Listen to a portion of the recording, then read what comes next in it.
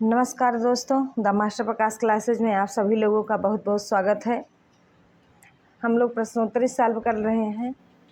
ये आपका practice batch है जिसमें आप लोग प्रत्येक दिन केवल प्रैक्टिस करते रहिए और प्रैक्टिस करने से आपका जो गलत होने वाला क्वेश्चन है वो ख़त्म हो जाता है। कि मतलब जैसे थ्योरी पढ़ लेने से ये तो हो जाता है कि हमें सब तैयार होगा, लेकिन जब हम लोग प्रश्नोत्तरी सॉल्व करते हैं तो पता चलता है कि मतलब अच्छा, जैसे साहित्य जन समूह के हृदय का विकास, अब 4 ऑप्शन आया, आप भ्रमित हो गए। वही भ्रमित को दूर करने के लिए द मास्टर प्रकाश चैनल आप लोगों के लिए प्रैक्टिस सेट लाया है कि जब तक आपका पेपर होगा तब तक आप इतने प्रैक्टिस सेट लगा लिए होंगे कि आपकी चंचलता, आपकी भ्रामक स्थिति सारी खत्म। तो बिना समय गंवाए हुए आइए देखते हैं पहला क्वेश्चन।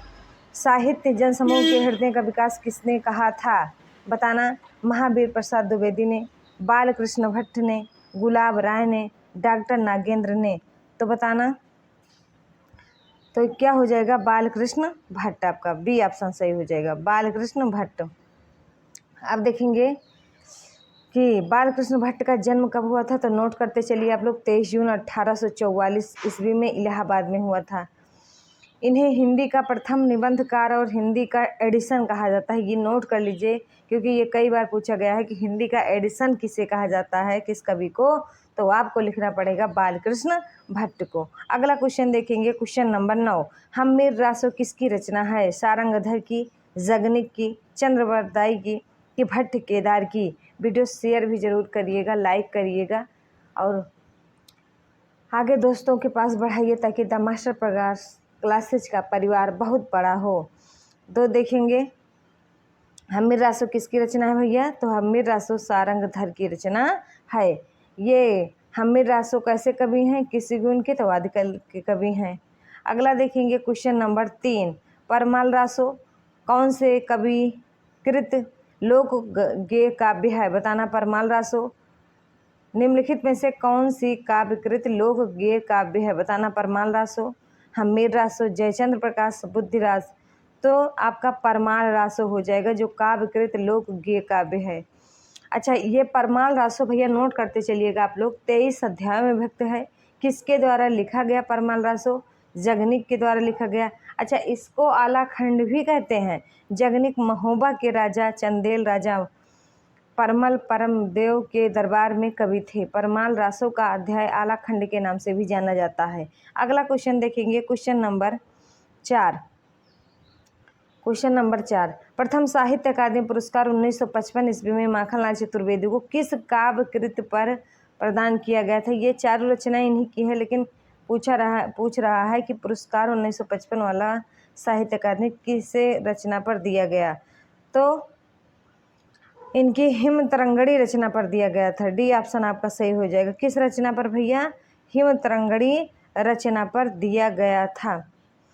अगला और नोट करते चलिए आप लोग। 2019 ईस्वी का साहित्य अकादमी पुरस्कार किसे दिया गया भैया?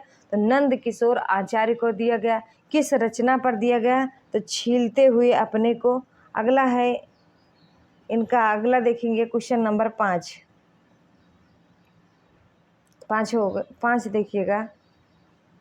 निम्नलिखित में से कौन से कवि राष्ट्रीय संस्कृति काव्य धारा के अंतर्गत नहीं आते हैं? तो बेहतरीन क्वेश्चन है आप लोगों का, बताइएगा कौन सा हो जाएगा? माखनलाल चतुर्वेदी, बालकृष्ण शर्मा नवीन, सुमित्रा नंदन पंत और सुभद्रा कुमारी चौहान। तो 5 का आंसर आप लोग बताएंगे कौन सा हो जाएगा? तो फटाफट बताएंगे 5 का कौन सा हो जाएगा आपका? तो सुमित्रा नंदन पंत जो हैं इसमें नहीं आते क्योंकि सुमित्रा नंदन पंत आपके छायावादी हैं। अगला क्वेश्चन देखेंगे, क्वेश्चन नंबर 6। इतिवृत्तात्मक किस युग की प्रमुख काव्य प्रवृत्ति है? भारतेंदु युग की, छायावादी युग की, द्विवेदी युग की, उत्तर छायावादी युग की? तो कौन सा हो जाएगा 6वां का? बताएंगे। इतिवृत्तात्मक द्विवेदी युग की है। किसकी है भैया? द्विवेदी युग की है। इसके अंतर्गत भारत के प्राचीन ऐतिहासिक गौरव की परंपरा को सामने लाकर बखान किया गया है। द्विवेदी युग महावीर प्रसाद द्विवेदी के नाम पर पड़ा, जो कहां से कहां तक है? तो 1900 से लेकर 1918 या 1920 के रूप में जाना जाता है। क्वेश्चन नंबर 7 देखेंगे, बहुत बेहतरीन लाजवाब क्वेश्चन है ये। समस्या पूर्ति किस युग की काव्यकृति है? बताना। छायावादी युग की, द्विवेदी युग की, प्रयोगवाद की, डी भारतेंदु की। तो 7वां का आपका कौन सा हो जाएगा भैया? समस्या पूर्ति जो है भारतेंदु गिन है, जिसमें एक पंक्ति की रचना कर उसे आगे बढ़ाने हेतु छोड़ दिया जाता, उस आगे की पंक्ति की रचनाकार समस्या की पूर्ति की जाती है। क्वेश्चन नंबर देखेंगे भैया 8 देखेंगे। निम्नलिखित साहित्यकारों में से किसका जन्म उत्तर प्रदेश में हुआ था? देवकीनंदन खत्री, कामता प्रसाद गुरु, वियोगी हरि, सत्यनारायण कविरत्न। तो 8 का कौन सा हो जाएगा बताएंगे? सत्यनारायण कविरत्न हो जाएगा, डी ऑप्शन। इनका जन्म कब हुआ था? 24 फरवरी 1880 ईस्वी में उत्तर प्रदेश के अलीगढ़ जनपद में हुआ था, जबकि देवकीनंदन खत्री का जन्म बिहार, कामता प्रसाद गुरु तथा वियोगी हरि का जन्म मध्य प्रदेश में हुआ था। अगला क्वेश्चन नंबर देखेंगे, क्वेश्चन नंबर 9।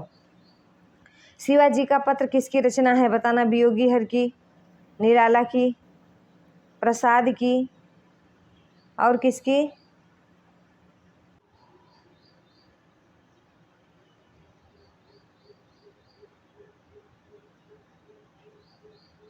बताना शिवाजी का पत्र वाला कौन सा आंसर हो जाएगा? तो 9 का आपका हो जाएगा सूर्यकांत त्रिपाठी निराला का, बी ऑप्शन सही है, निराला का हो जाएगा। इनके निराला की और रचनाएं लिख लीजिए जो कई बार पूछी गई है पेपर में। कुकुरमुत्ता है, राम की शक्ति पूजा है, जूही की कली तथा तुलसीदास है। अगला क्वेश्चन देखेंगे, क्वेश्चन नंबर 10। मुंशी प्रेमचंद किस पत्रिका के संपादक नहीं रहे? रूपाभ के, माधुरी के, जागरण के, हंस के। तो 10 का कौन सा क्वेश्चन हो जाएगा आपका? मुंशी प्रेमचंद ने माधुरी, जागरण और हंस जैसी कालजयी पत्रिकाओं का संपादन किया, जबकि जो रूपाभ है आपका उसका संपादन सुमित्रा नंदन पंत जी ने किया था। क्वेश्चन नंबर 11 देखेंगे। मेजर चौधरी की वापसी किसकी कहानी है? अज्ञे की, यशपाल की, कमलेश्वर की, कांत की। तो 11 का कौन सा हो जाएगा भैया? ये मेजर चौधरी की वापसी किसकी है? अज्ञे की है। इनकी और रचनाएं कहानियाँ लिख लीजिए। सिग्नेलर है, अछूते फल है, अमर वल्लरी है और कौन सा है आपका? जायदोल तथा पठार का धीरज है। आज्ञे जी ने अपनी कहानियों में मनोविश्लेषणात्मक, रोमांस तथा सेक्स संबंधी अनुभूतियों का भी चित्रण किया है। अगला क्वेश्चन देखेंगे, क्वेश्चन नंबर 12 देखेंगे आप लोग। किस रचनाकार का नाम गौरव पंत है? बताना। मन्नू भंडारी, उषा प्रियमवदा, शिवानी, राजेंद्र बाला। तो 12 का आंसर आपका हो जाएगा कि किस रचनाकार का गौरव पंत नाम है आपका? तो शिवानी का नाम जो है गौरव पंत शिवानी है। इनका जन्म कहाँ हुआ था भैया? 1923 में राजकोट में हुआ था, गुजरात में। और इनके प्रमुख उपन्यास में कौन से हैं? कृष्णकली, कालिंदी, अतिथि अथवा विषकन्या और मृणाल पांडे इनकी पुत्री हैं। अगला देखेंगे, क्वेश्चन नंबर 13। सिंहासन खाली करो कि जनता आती है किस काव्य की पंक्ति है? बताना। सुभद्रा कुमारी चौहान, माखनलाल चतुर्वेदी, रामेश्वर शुक्ल अंचल या इनमें से कोई नहीं। तो 13 का आपका हो जाएगा भैया, 13 का हो जाएगा रामधारी सिंह दिनकर। 13 का कौन सा हो जाएगा बताएंगे? 13 का आपका क्वेश्चन डी हो जाएगा, इनमें से कोई नहीं। और इनका हो जाएगा रामधारी सिंह दिनकर। इनकी और रचनाएं नोट कर लीजिएगा आप लोग। सिंहासन हिल उठे, राजवंशों ने भ्रिकुटी तानी थी, यह काव्य पंक्ति राष्ट्रीय काव्यधारा की कवियत्री सुभद्रा कुमारी चौहान की थी, जो अभी बताए। अगला क्वेश्चन नंबर देखेंगे, क्वेश्चन नंबर 14। राष्ट्रगीत भला कौन वह भाग्य विधाता है?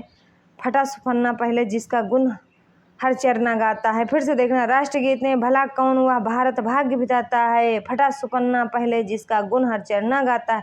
उपयुक्त काव्य पंक्ति किसकी है? बताना। रघुवीर सहाय की है, नागार्जुन जी की है, दिनकर जी की है कि अज्ञे की है?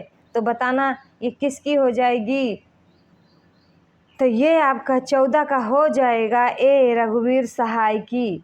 किसकी हो जाएगी भैया? रघुवीर सहाय की। रघुवीर सहाय कैसे कवि हैं? प्रयोगवादी कवि हैं। ये जो पंक्ति है कहाँ से ली गई है? तो एक इनकी काव्य पंक्ति है अधिनायक कविता, उसी में से ली गई है। अगला क्वेश्चन देखेंगे, क्वेश्चन नंबर 15। निम्नलिखित में से कौन आदिकाल के अंतर्गत आता है? कबीर, विद्यापति, सुंदरदास, रहीम। तो 15 का बताएंगे आप लोग कि आदिकाल के अंतर्गत आते हैं विद्यापति जी आते हैं, जिन्हें क्या कहा जाता है भैया, मैथिल कोकिल तथा अभिनव जयदेव भी कहा जाता है। इनकी रचना बहुत इंपॉर्टेंट है, लिख लीजिएगा। कीर्तिलता, कीर्ति पताका तथा पदावली इनकी महत्वपूर्ण रचनाएं हैं, और पदावली के पदों की मधुरता के कारण ही इन्हें मैथिल कोकिल भी कहा जाता है। अगला क्वेश्चन देखेंगे, question number 16। Doctor Ram Kumar Verma ने हिंदी साहित्य का आरंभ कब से कब तक माना है? तो बताना आप लोग 16 का कौन सा हो जाएगा, बताएंगे। 16 का ए हो जाएगा, 693 ईस्वी में माना है। Question number 17। इनमें से कौन सा ग्रंथ लौकिक चरित्र काव्य माना जाता है? भविष्यति कहा, योगसार, परमात्मा प्रकाश, पाहुण दोहा।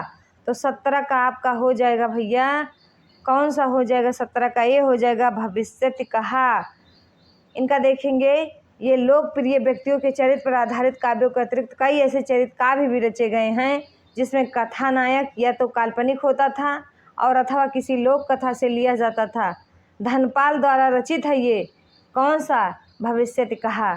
अगला क्वेश्चन देखेंगे, क्वेश्चन नंबर 18। बहुत बढ़िया क्वेश्चन है। पृथ्वीराज रासव में पृथ्वीराज के पिता कौन है? बहुत सुंदर आंसर है ये, राजेश्वर, सोमेश्वर, समर सिंह, आनंग पाल। तो 18 का आपका बी हो जाएगा। पृथ्वीराज रासव के पिता का नाम क्या था? सोमेश्वर पाल था। अगला देखेंगे, क्वेश्चन नंबर 19। संत साधना का साहित्यिक रूप प्रारंभ हुआ, बताना। काशी में, प्रयाग में, पंढरपुर में, उज्जैन में। तो 19 का आपका हो जाएगा सी, पंढरपुर में। अगला क्वेश्चन देखेंगे, क्वेश्चन नंबर 20। आचार्य रामचंद्र शुक्ल ने प्रेमाख्यान परंपरा का हिंदी में प्रवर्तक प्रथम कवि किसे माना है? बताना भैया। कुतुबुन को, ईश्वरदास को, मुल्ला दाऊद को, असाइद को। तो बताना, बेहतरीन क्वेश्चन है ये आपका। 20 का ए हो जाएगा, कुतुबुन को माना है। अच्छा, कुतुबुन की रचना, तो कुतुबुन की रचना जो है मृगावती है, जो 1503 में इनको माना किसने? आचार्य रामचंद्र शुक्ल को। इनका और भी रचना है, लिख लीजिए। मृगावती, पद्मावत, ये सब प्रेमाख्यान हो है। अगला देखेंगे, क्वेश्चन नंबर 21। अवधी एवं ब्रज भाषा दोनों में रचना करने वाले कवि का नाम बताइए। ये बहुत बढ़िया क्वेश्चन है आपका। अवधी एवं ब्रज भाषा में दोनों में रचना करने वाले आपके तुलसीदास जी हैं। इन्होंने इनको तुलसीदास जी को हिंदी का जातीय कवि भी कहा जाता है। उन्होंने हिंदी के क्षेत्र में मध्य काल में प्रचलित दोनों काव्य भाषा और ब्रज भाषा और अवधी में समान अधिकार से रचना की। अगला क्वेश्चन नंबर देखेंगे 22। कौन सा भैया? 22 देखेंगे। रीतकाल की विशेषताओं के संदर्भ में निम्नलिखित में से एक विशेषता गलत है, उस विशेषता का चयन कीजिए। ए, रीतकाल में अलंकरण की प्रधानता है। बी, रीतकाल की प्रमुख ब्रज भाषा ब्रज भाषा है। रीतकाल में प्रकृति का अवलंबन रूप में वर्णन हुआ है। रीतकाल में लक्षण ग्रंथों की प्रमुखता है। तो 22 का आपका कौन सा हो जाएगा भैया? तो 22 का आपका सी हो जाएगा, रीतकाल में प्रकृति का आलंबन रूप में वर्णन हुआ है। अगला क्वेश्चन देखेंगे, क्वेश्चन नंबर 23। भारतेंदु का एक नाम है, बताना। प्रगति प्रयोग काल, जागरण सुधार काल, पुनर्जागरण काल, नव सामंत काल। तो 23 का आपका हो जाएगा, मतलब भैया कि इसे पुनर्जागरण काल भी कहते हैं। आचार्य रामचंद्र शुक्ल ने भारतेंदु हरिश्चंद्र 1850 से 1885 के रचना काल को दृष्टि में रखकर संवत 1925 से 50 की अवधि को नई धारा अथवा प्रथम उत्थान की भी संज्ञा दी थी। ये भी पूछ सकता है कि क्या कहते हैं आपका प्रथम उत्थान और नई धारा किसे कहा गया, तभी आप लगा देंगे भारतेंदु युग के। अगला क्वेश्चन देखेंगे भैया, बहुत बेहतरीन क्वेश्चन। 24। अंग्रेज राज सुख साज सजे सब भारी, पै धन विदेश चले जात हैं इन्हें अति ख्वारी। ये पंक्तियाँ किसके द्वारा लिखी गई है? मैथिली शरण गुप्त द्वारा, महावीर प्रसाद द्विवेदी द्वारा, भारतेंदु हरिश्चंद्र द्वारा, प्रताप नारायण मिश्र द्वारा। तो 24 का आपका हो जाएगा भैया, भारतेंदु हरिश्चंद्र द्वारा। ये किस कवि की पंक्ति है? मतलब भारत दुर्दशा के पहले अंक की यह सूचित करता है। पहले अंक जो भारत दुर्दशा का, ये पूछा जाएगा पंक्ति कहाँ की है, तो भारत दुर्दशा की है। अगला क्वेश्चन देखेंगे, क्वेश्चन नंबर 25। गोल्ड स्मिथ की कृति ट्रेवलर का अनुवाद किसने किया था? रामचरितोपाध्याय ने, रामनरेश त्रिपाठी ने, श्रीधर पाठक ने, ठाकुर गोपाल शरण सिंह ने। तो 25 का कौन सा हो जाएगा भैया? तो हो जाएगा श्रीधर पाठक ने इनकी और भी कृत हरमिट द ट्रेवलर काव्य अनुवाद एकांतवासी योगी शांत पथिक नामक शीर्षक से किया है। अगला क्वेश्चन देखेंगे, क्वेश्चन नंबर 26। द्विवेदी युग का वह साहित्यकार जिन्हें कविता कामिनी कांत, भारतेंदु प्रगेंदु, साहित्य सुधारक उपाधि से विभूषित किया गया। बहुत कुछ बढ़िया क्वेश्चन है। नाथूराम शंकर को, भारतेंदु हरिश्चंद्र को, रामधारी सिंह दिनकर को, सूर्यकांत त्रिपाठी निराला को। तो 26 का बताएंगे भैया, 26 का कौन सा हो जाएगा भैया? तो नाथूराम शंकर को इतनी उपाधियां कविता कामिनी कांत कहा गया, भारतेंदु प्रगेंदु कहा गया, साहित्य सुधारक। ये आप लोग नोट डाउन कर लीजिएगा क्योंकि ये परीक्षा की दृष्टि से बहुत ही इम्पोर्टेंट है और कई बार पूछा भी गया है। क्योंकि इसमें भारतेंदु प्रगेंदु है, आदमी नाम जो भारतेंदु देख लेगा कहेगा अरे ये तो बहुत सरल है, तो भारतेंदु हरिश्चंद्र का है। बस एक क्वेश्चन गलत होगा फिर मुस्कुराएंगे भाई, गलत होगा तो। आगे क्वेश्चन नंबर 27। मधुप उपनाम से काव्य अनुवाद करने वाले कवि निम्नलिखित में से कौन है? बताना भैया। मधुप उपनाम से काव्य अनुवाद करने वाले कवि कौन है भैया? तो मैथिली शरण गुप्त हैं। कौन है? मैथिली शरण गुप्त हैं। इस उपनाम से गुप्त जी ने बंगला कवि माइकल मधुसूदन दत्त की मेघनाथ वध, बिरहणी ब्रजांगना आदि कृतियों का काव्य अनुवाद तथा नवीन चंद्र सेन के पालीसर युद्ध का अनुवाद प्लासी का युद्ध नाम से किया था। अगला देखेंगे क्वेश्चन नंबर, देखिएगा आप लोग लिख पा रहे हैं तो कमेंट बॉक्स में ज़रूर बताइएगा। और इस वीडियो की जैसे स्पीड जो होती नहीं उसको कम कर दीजिएगा कि मतलब जैसे जिसका मन हो बढ़ा के देखिए, जिसका मन हो घटा के देखिए, मतलब कैसे भी करके आप नोट डाउन जरूर करिएगा। जो चीज़ें स्पष्ट नहीं हो रहा उसको भी ज़रूर आप लोग कमेंट बॉक्स में बताइएगा कि मैडम जी ये चीज़ें हमको स्पष्ट नहीं है। और वीडियो को पुश करके देखिएगा भैया। कुल मिला के द मास्टर प्रकाश चैनल का उद्देश्य यही रहता है कि प्रैक्टिस सेट 100 क्वेश्चन की श्रृंखला दी जा रही है आपको, उस 100 को कितने कम समय में पूरा करा दिया जाए और आपके समझ में भी आए। यही लिए क्वेश्चन को जल्दी जल्दी पढ़ा जा रहा है। अगर कोई दिक्कत है तो कमेंट बॉक्स में ज़रूर बताइएगा। अगला देखेंगे क्वेश्चन नंबर 28। और इस वीडियो को 2-4 बार ज़रूर देखिएगा ताकि सारा क्वेश्चन आपका रट जाए भैया। और इसीलिए कम समय दिया जा रहा है कि आप 2-4 बार देख सकें। अभी इसको हम 2 घंटा का बना दे 100 क्वेश्चन तो आप लोग एक बार तो देख लेंगे किसी तरीके से, जमहुआ के, पानी पी के, ऐंठ गोइठ के, मतलब कैसो करके एक बार देख लेंगे। लेकिन दोबारा पता चलेगा, देखने की बात आएगी ना तो कहेंगे मारो इतना कौन देखे।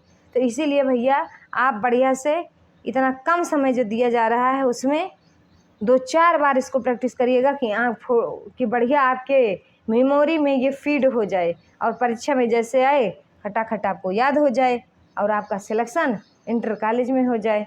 तो आगे देखते हैं 28 नंबर। निम्नलिखित में से कौन सी रचना अयोध्या सिंह उपाध्याय अरिहोंद की है? बताना। विचित्र विवाह, वैदेही वनवास, चोखे चौबदे, चुभते चौबदे। तो विचित्र विवाह जो है हरिहोंद की नहीं है। क्वेश्चन नंबर 29 देखेंगे। छायावाद की निम्नलिखित विशेषताएं हो सकती है, बताएंगे आप लोग। विशेषण विपर्य, स्वच्छंद भावावेश, मूर्त विधान, इतिवृत्तात्मकता।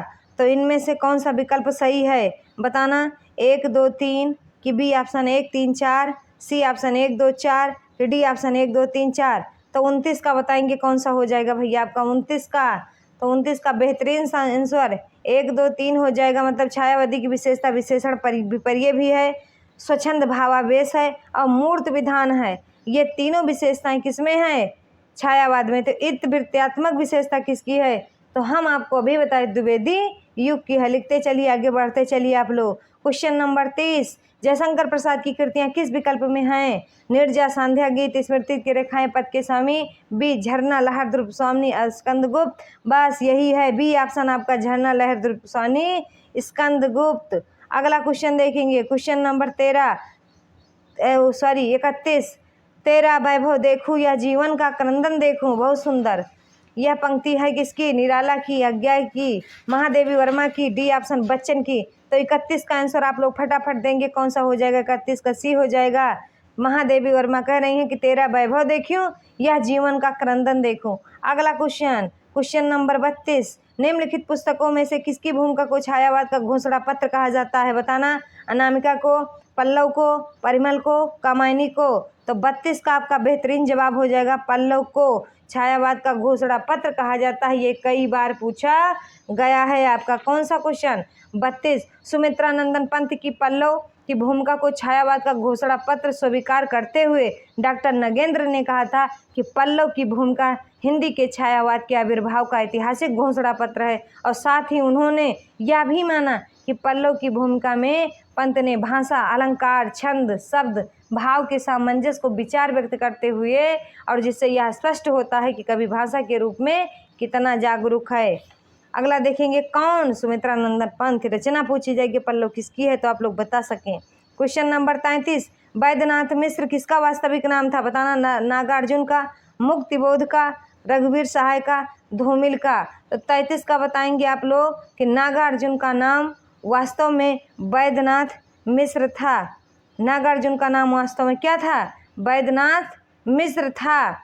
बाबा के नाम से भी ये प्रसिद्ध थे। और ये किस धारा के कवि थे? विचारधारा के। तो प्रगतिवादी विचारधारा के थे। इनका जन्म कब हुआ था भैया? 30 जून 1911 को मधुबनी बिहार के तरौनी नामक गांव में हुआ था।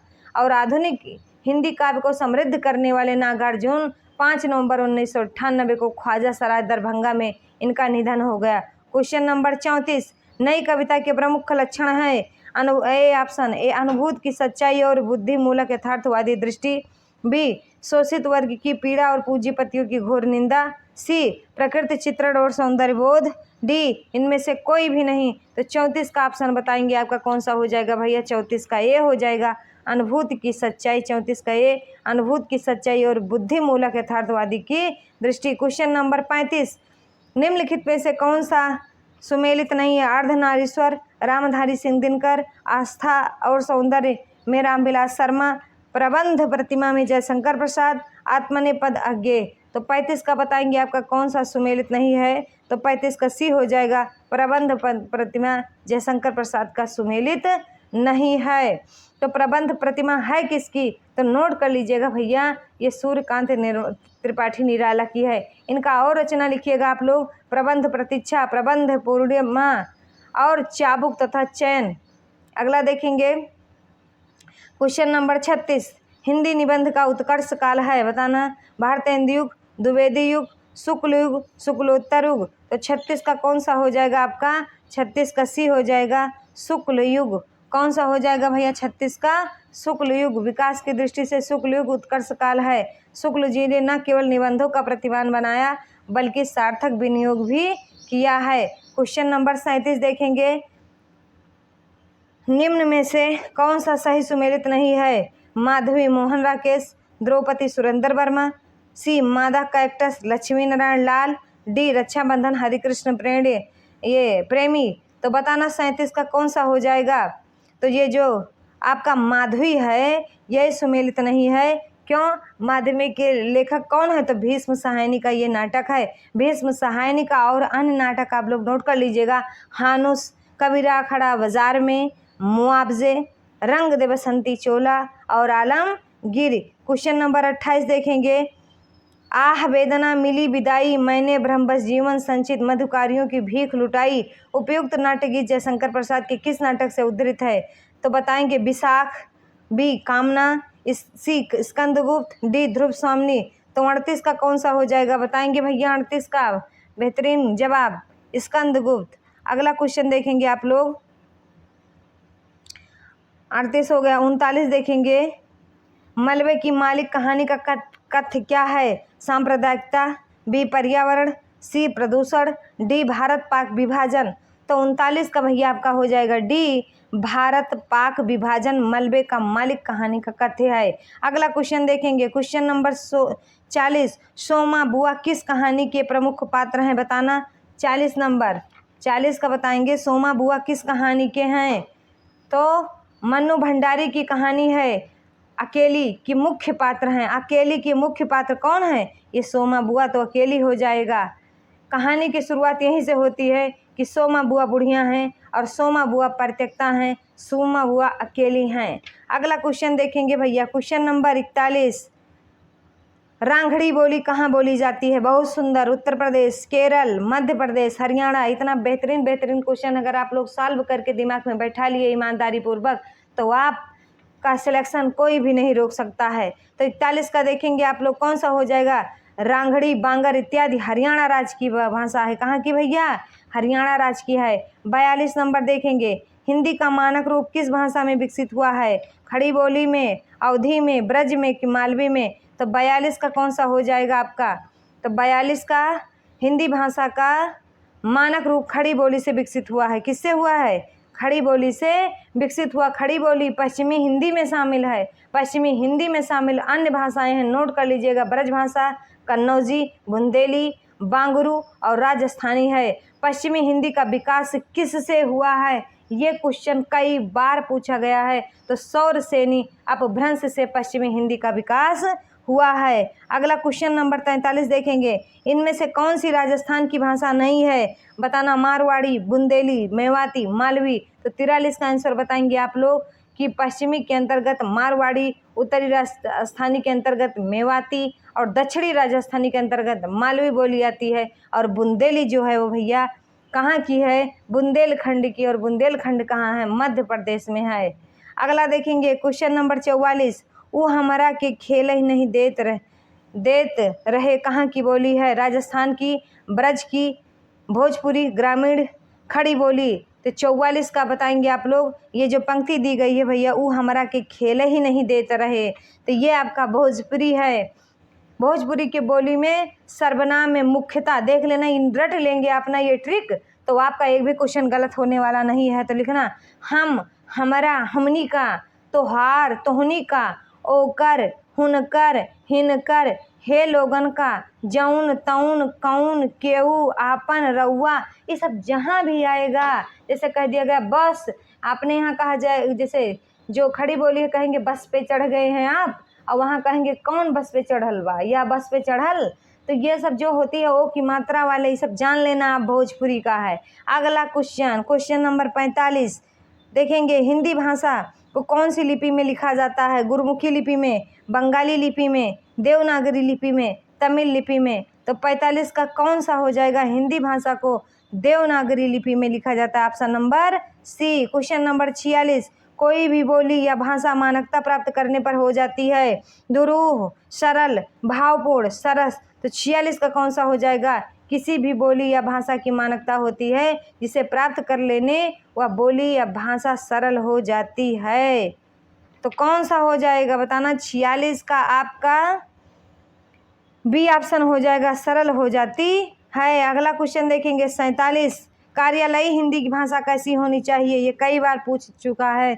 47 का ये हो जाएगा अभिधात्मक। अभिधात्मक का मतलब होता है जो जैसे हो वैसे लिख देना। कार्यालय का मतलब आप लक्षण लिख देंगे वो समझेगा नहीं, व्यंग लिख देंगे वो समझेगा नहीं, आपका फाड़ के पत्र फेंक देगा, इसीलिए अभिधात्मक लिखो। अभिधात्मक का मतलब होता है अगर कोई व्यक्ति राम है तो राम के बारे में ही लिखना है, तो केवल राम लिख कर देना है कि नहीं कि राम के बाप का नाम मोहन है तो मोहनों का नाम लिख दो। इससे ना बस कार्यालयी जो हिंदी भाषा होती है यही शुद्धात्मक है कि इसको किस भाषा में लिखा जाना चाहिए? अभिधात्मक में। अगला क्वेश्चन देखेंगे, क्वेश्चन नंबर 48, देवनागरी लिपि का सर्वप्रथम प्रयोग कहाँ हुआ था? बहुत सुंदर जवाब बताना आप लोग। पाणिनिकृत अष्टाध्यायी में, अपभ्रंश साहित्य में, अमीर खुसरो की पुस्तकों में, डी जयभट्ट के शिलालेख में। तो 48 का आपका आंसर हो जाएगा डी, जयभट्ट के शिलालेख में देवनागरी लिपि का सर्वप्रथम प्रयोग वहीं हुआ था।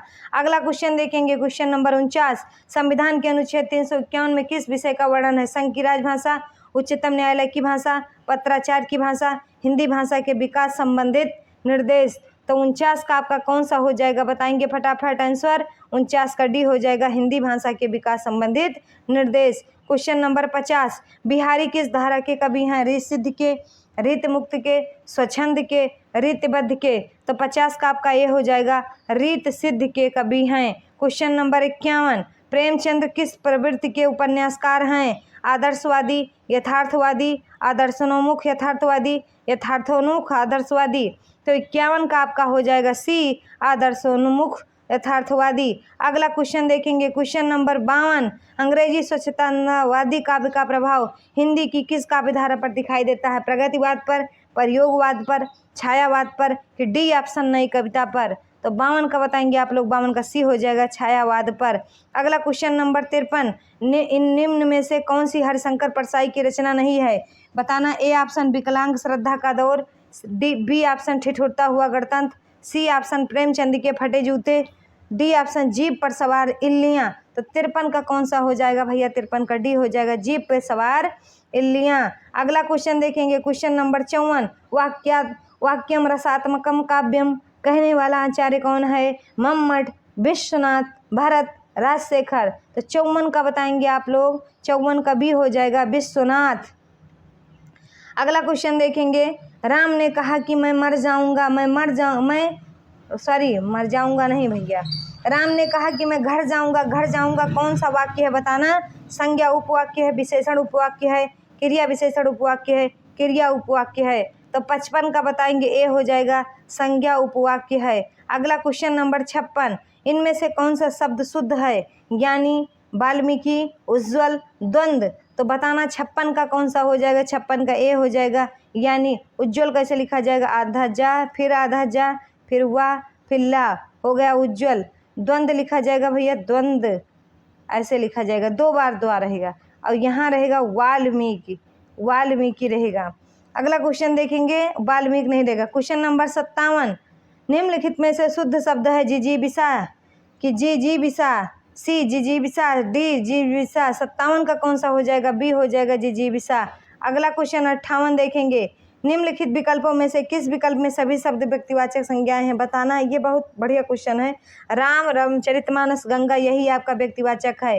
कृष्ण, कामायनी, मिठास, लखनऊ, आम, बुढ़ापा, ये सब मिक्सअप हैं। अगला क्वेश्चन देखेंगे, क्वेश्चन नंबर 59, कौन सा शब्द अव्ययी भाव समास का उदाहरण है? बताना। नवग्रह, गांठ कर, महात्मा में कर्मधारय समास है, नवग्रह में आपका द्विगु समास है, आमरण में आपका क्या हो जाएगा? अव्ययी भाव समास। क्वेश्चन नंबर देखेंगे 60, मोती का तत्सम होगा मौक्तिक, मोती, मुक्ता और मुक्ता, इसमें से कोई नहीं। तो 60 का बताएंगे बेहतरीन जवाब, सी ऑप्शन हो जाएगा, मोती का तत्सम मुक्ता होगा। अगला क्वेश्चन देखेंगे, क्वेश्चन नंबर 61, आम खाया जाता है में कौन सा वाच्य है? कर्तवाच्य, कर्मवाच्य, भाववाच्य, क्रियावाच्य। तो 61 का आपका आंसर हो जाएगा बी, आम खाया जाता है में कर्मवाच्य होगा। क्वेश्चन नंबर 62, निम्न पुल्लिंगों में विकल्पों में से पुल्लिंग शब्द का चयन करें। बताना। तेजस्वी, तपस्विनी, हंसनी, परोपकारिणी। तो 62 का आपका हो जाएगा ए, तेजस्वी हो जाएगा। अगला क्वेश्चन देखेंगे, क्वेश्चन नंबर 63, दशरथ के पुत्र राम ने रावण को मारा, इस वाक्य में कौन सा पद कारक बनाने की सबसे कम योग्यता रखता है? तो राम, रावण, सी दशरथ, डी पुत्र। तो 63 का आपका कौन सा हो जाएगा? 63 का सी हो जाएगा, दशरथ ज़्यादा योग्यता रखता है। क्वेश्चन नंबर 64, निम्नलिखित में से कौन सा शब्द तत्सम है? माँ, मछली, केला, अमूल्य। तो 64 का आपका हो जाएगा भैया तत्सम, आपका डी है। जहाँ भी आपको आधा वर्ड लगे वहाँ आप तत्सम शब्द मार दीजिएगा और 99% गारंटी है आपका क्वेश्चन गलत नहीं होने वाला। अगला देखेंगे कौन सा तत्सम है, तो देखना यहाँ भी आपका देखिए आधा शब्द आया अग्र में, बस तुरंत मारो आधा अक्षर मतलब, और आपका सही हो जाएगा। आग, आज, आँख, ये सब आपका क्या है? तद्भव है। अगला क्वेश्चन देखना, क्वेश्चन नंबर 66, निम्न में से कौन सा अज्ञानी का पर्यायवाची नहीं है? अज्ञानी का पर्यायवाची नहीं है, बताना। अज्ञ, भिज्ञ, अनभिज्ञ, मूर्ख। तो 66 का बताएंगे आपका कौन सा हो जाएगा भैया? 66 का भी हो जाएगा, भिज्ञ नहीं है। अगला देखना, क्वेश्चन नंबर 67,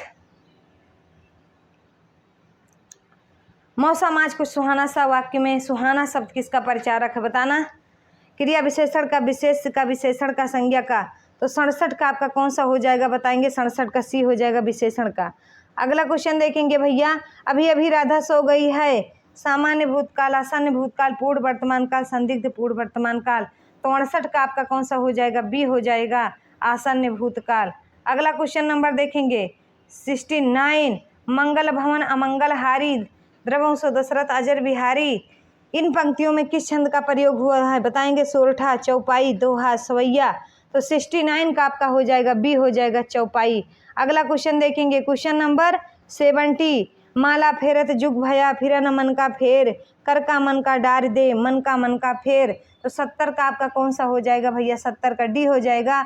इसमें कौन सा मन का 2 बार आया है। एक बार मन का मतलब होता है घड़ा होता है, एक बार मन का होता है कि जो आपके मन की बात है। अगला क्वेश्चन देखेंगे, क्वेश्चन नंबर 71। निर्विवाद में समास है, बताना। जहाँ उपसर्ग आए वहाँ आपका व्ययभाव समास हो जाता है। बहुव्रीहि में क्या होता है कि विशेष से होता है कोई अर्थ, जैसे लंबोदर, मतलब जिसमें एक भी पद प्रधान न हो वो आपका बहुव्रीहि होता है। अगला क्वेश्चन देखेंगे, क्वेश्चन नंबर 72। धातु उष्मा में कौन सी संधि है? धातु धन उष्मा, अर्थात आपके दीर्घ संधि ऐसे हो जाएगा, धातु धन उष्मा। हाँ, तो क्या हो जाएगा? उष्मा, धातु उष्मा, दीर्घ संधि।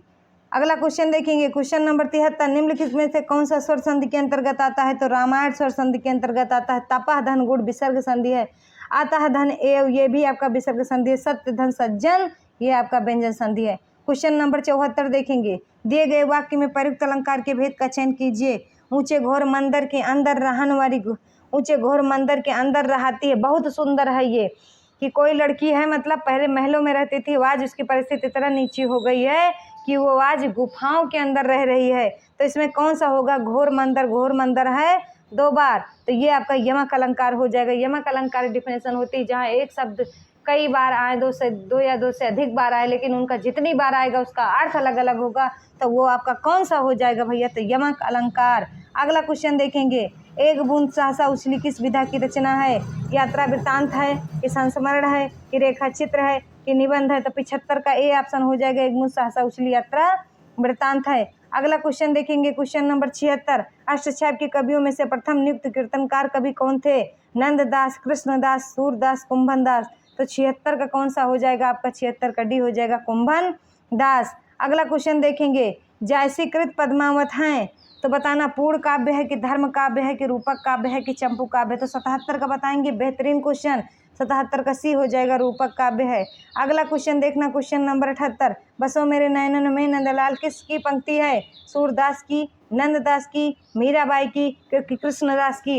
78 का कौन सा हो जाएगा भैया? 78 का आपका सी हो जाएगा, बसो मेरे नयनन में नंदलाल मीराबाई की है। अगला क्वेश्चन देखेंगे, 79। दुर्व्यवहार शब्द में प्रयुक्त उपसर्ग है। दुह धन, दुह है, कि बी है, कि अव है, कि उपयुक्त सभी है? तो बताना 79 का कौन सा हो जाएगा? डी, उपयुक्त सभी, क्योंकि दुह, बी, अव ये सब इसके क्या हैं? उपसर्ग है। इससे पूछ भी सकता है कि कितने उपसर्ग है, तो आपको लगाना पड़ेगा 3। अगला क्वेश्चन देखेंगे, 80। आज्ञ शब्द का विलोम है। आज्ञ माने क्या होता है? विज्ञ। तो बहुत सरल क्वेश्चन है। अगला देखेंगे, क्वेश्चन नंबर 81। निम्नलिखित प्रश्नों में 4 विकल्पों में से उस विकल्प का चयन करें जो रेखांकित शब्दों के आधार पर पुरुषवाचक सर्वनाम का भेद नहीं सही है। बताना, वह कल मुझसे मिलने आएगी, संबंधवाचक सर्वनाम, मध्यम पुरुष, सी ऑप्शन अन्य पुरुषवाचक, डी ऑप्शन उत्तम पुरुष। तो 81 का कौन सा हो जाएगा? बताएंगे 81 का सी हो जाएगा, अन्य पुरुषवाचक। क्वेश्चन नंबर 82 कौन होगा? बताएंगे आप लोग। अधोलिखित किस वाक्य में अकर्मक क्रिया है? रामू खाना खा रहा है, चालक गाड़ी चलाता है, श्याम हंसता है, माँ स्वेटर बुनती है। तो 82 का आपका सी हो जाएगा, श्याम हंसता है। अगला क्वेश्चन देखेंगे, 83। अफसोस मैं नहीं जा सका। रेखांकित शब्द का अव्यय प्रकार बताइएगा। संबोधन सूचक अव्यय, शोक सूचक अव्यय, आश्चर्य सूचक अव्यय, हर्ष सूचक अव्यय। तो 83 का आपका बी ऑप्शन हो जाएगा, शोक सूचक अव्यय। Question number 84। हिंदी की अग्र आवृत्ताकार समृद्ध स्वर ध्वनि है। छोटा बी, छोटी ई, सी, बड़ा आ, डी, ए। तो 84 का आपका हो जाएगा भैया, 84 का बी, ई हो जाएगा। अगला क्वेश्चन देखेंगे, क्वेश्चन नंबर 85। निम्नलिखित में से कंठ ध्वनियाँ कौन सी है? का, खा, यारा, चाजा और टाड़ा। तो बताना कंठ ध्वनियाँ का कहते नहीं कि ये कंठ ध्वनि आपका हो जाएगा कौन सा? अकु विसर्जनीय नाम कंठा, जिसमें छोटा बड़ा का उच्चारण स्थान भी, और का वर्ग का, हा का, विसर्ग का, ये सब का उच्चारण स्थान आपका कंठ ध्वनि होता है। अगला क्वेश्चन देखेंगे, अंगोच्छा तद्भव शब्द का तत्सम रूप क्या होगा? अंगरक्षक होगा, कि अग्निष्ठा होगा, कि अंग परोक्षा होगा, कि अंगरखा होगा? तो 86 का आपका हो जाएगा भैया, 86 का अंग परोक्षा होगा। अगला क्वेश्चन देखेंगे, क्वेश्चन नंबर 87, निम्नलिखित पद में से कौन सा वैया प्रत्यय लगाने से बना है? रवैया, डटैया, खवैया, बचैया। तो 27 का बताएंगे कौन सा हो जाएगा? 27 का सी हो जाएगा, खवैया में वैया प्रत्यय लगा है। अगला देखना क्वेश्चन नंबर 88, सुहावना, लिखाई व छलिया में निहित प्रत्यय के लिए सही विकल्प का चयन कीजिए, कौन सा हो जाएगा? तो बताना, आवना खाई या बी वना आई या सी आवना ई या डी आवना आई या। तो 88 का कौन सा हो जाएगा भैया? डी हो जाएगा, आवना आई या। अगला क्वेश्चन नंबर देखेंगे 89 का, आकारांत स्त्रीलिंग शब्द का बहुवचन बनाने के लिए क्या किया जाता है? अंत स्वर के बदले ओ कर देते हैं, अंत स्वर के बदले एक लगा देते हैं, अंत स्वर के बदले ए कर देते हैं, अंत स्वर के बदले आए कर देते हैं। तो 89 का आपका सी हो जाएगा, अंत स्वर के बदले ए कर देते हैं। क्वेश्चन नंबर 90, लल्लो चप्पो करना मुहावरे का अर्थ होगा, बताना। बातें करना, डिंग मारना, खुशामद करना, शिकायत करना। तो 90 का कौन सा हो जाएगा? ए बातें बनाना, लप्पो चप्पो का मतलब। अगला देखना, बहुत सुंदर, लप्पो चप्पो बताओ। आविर्भाव का समानार्थी क्या है? बताना भैया। विशेषण, रूपगत, संप्रदाय, अवतरण। पानी वानी पीते रहिए भैया, ताकि बढ़िया दिमाग आपका गीला रहेगा ना, 75% उसमें पानी भरो, लहरियाए उसी में। और जब दिमाग गीला रहेगा ना भैया, तो आपका बढ़िया क्वेश्चन भी गीला गीला आंसर लगा के आएंगे। और देखना भैया 91 का आविर्भाव समानार्थी बताना है। विशेषण कि बी रूपगत, किसी संप्रदाय की, डी अवतरण। तो 91 का आपका डी हो जाएगा, अवतरण। अगला क्वेश्चन वो आ भी गया, आद्र शब्द का अर्थ क्या है? दुख है कि बी गीला, किसी व्यर्थ की, डी पर्वत। 92 का बेहतरीन जवाब, आद्र का मतलब होता है पर्वत, अवाद्र का मतलब होता है गीला। क्वेश्चन नंबर 93, मात्रिक विषम संयुक्त छंद है छप्पय, कुंडलिया, हर गीतिका की सोरठा। तो 93 का आपका बेहतरीन जवाब हो जाएगा, कुंडलिया। अगला क्वेश्चन, अनेकार्थ शब्द पानी के लिए निम्न में से गलत विकल्प का चयन कीजिए। पानी का मतलब इज्जत भी होता है, चमक भी होता है, जल होता है, और संजीवनी नहीं होता। यही आपका ऑप्शन हो जाएगा। अगला देखेंगे गलत, 95 अरण रोदन मुहावरे का अर्थ बताना। विरह गीत, निरर्थक निवेदन, निरर्थक बेसुरा गायन। तो 95 का बताएंगे, 95 का सी हो जाएगा, निरर्थक हो जाएगा। अरण रोदन मुहावरे का अर्थ क्या होता है? बिना किसी अर्थ के रोना। ये 96 से 100 तक आपका क्वेश्चन है, इसको पढ़ना है और पढ़कर आंसर देना है। तो ये सब आपका धीरे धीरे आंसर कार्य है, आप लोग इसको वीडियो को पुश करके पढ़ लीजिएगा पहले, उसके बाद आप लोग क्वेश्चन सॉल्व करिएगा। 96, हम भारतीय जिधर भी अपनी कदम बढ़ाते हैं वहाँ देश स्वतंत्र हो जाते हैं, बी शुभ कार्य हो जाते हैं, सी क्रांति हो जाती है, डी शांति हो जाती है। तो 96 का कौन सा हो जाएगा आपका? बी, वहाँ शुभ कार्य हो जाते हैं। अगला क्वेश्चन 97, पैर शब्द का समानार्थी नहीं है। पैर का पद, चरण, नौ, पग। तो 97 का आपका सी हो जाएगा, पैर का समानार्थी नहीं है, तो 9 हो जाएगा। और पद, चरण, पग तीनों होता है। अगला क्वेश्चन देखेंगे, कविता के अनुसार विविधताओं के बीच हम एक हैं क्योंकि सबसे पहले हम वीर बहादुर हैं, स्वतंत्र हैं, स्वाभिमानी हैं, भारतीय हैं। तो 98 का आपका डी हो जाएगा, हम भारतीय हैं। अगला क्वेश्चन देखेंगे, क्वेश्चन नंबर 99, समाज की दृष्टि से शेष से भिन्न पद है खान पान, मिलना जुलना, अपनी अपनी, रहन सहन। तो 99 का आपका सी हो जाएगा, अपनी अपनी। अंतिम क्वेश्चन इस सेशन का, क्वेश्चन नंबर 100।